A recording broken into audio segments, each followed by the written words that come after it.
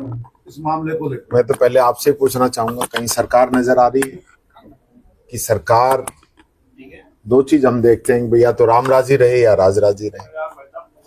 जब सरकार के विसर सारी चीजें सरकार के भरोसे हम छोड़ते हैं कि हमारी सुरक्षा सरकार कर रही होगी, हमारी शिक्षा की सरकार देखेगी, हमारी चिकित्सा की सरकार देखेगी, हमारे पास कोई आपदा आती है, कोई दिक्कत आती है तो सरकार देखेगी।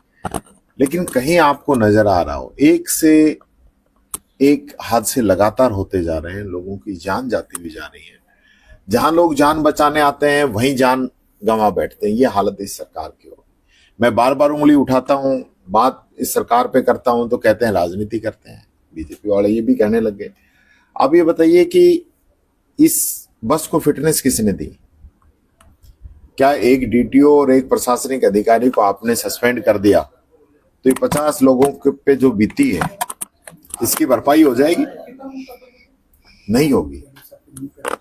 इसी प्रकार से एसएमएस के अंदर आग लगी, लोग जल के मर गए, क्या कुछ किसी पे किया आपने?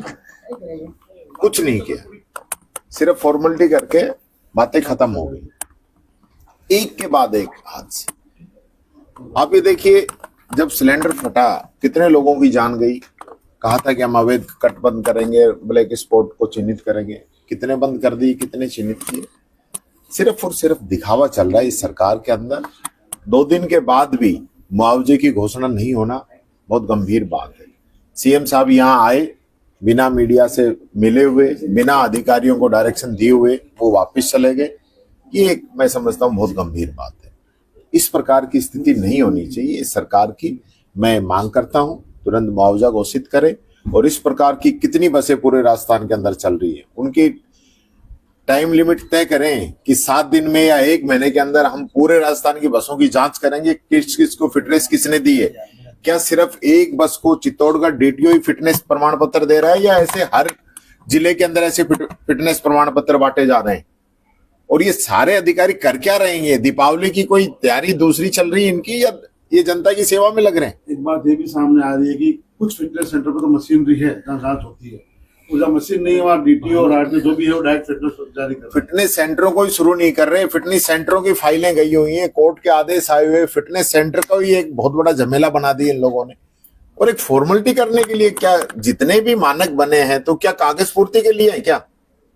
बार बार मानकों का जो है दुरुपयोग होता है, उनको नजरअंदाज किया जाता है, तो फिर जिम्मेदार क्या कर रहे हैं? सरकार कहीं नजर आती है क्या? सीएम साहब बहुत बड़ी बड़ी मीटिंगें लेते हैं 5-5 घंटे की, उनके रिजल्ट क्या है ये मैं पूछना चाहता हूँ। इस पूरे मामले में परिवहन मंत्री की इस्तीफे की मांग करती है कांग्रेस। मैं तो मुख्यमंत्री के इस्तीफे की मांग करता हूँ, क्यों 5 दिन पहले तो चिकित्सा मंत्री के इस्तीफे की बात थी, उन्होंने नहीं दिया। अब परिवहन मंत्री पे बात आ गई, ये भी नहीं देंगे। तो जो लेने वाला है वो तो बात करे ना। यानी इस सरकार में कितनी भी जान चली जाए कोई जिम्मेदारी नहीं लेगा, ये तय है। जिस प्रकार मोदी जी जिम्मेदारी नहीं लेते ऐसे ये नहीं लेते। स्कूल गिर गए, किसी ने जिम्मेदारी ली क्या? शिक्षा मंत्री का हुआ क्या इस्तीफा?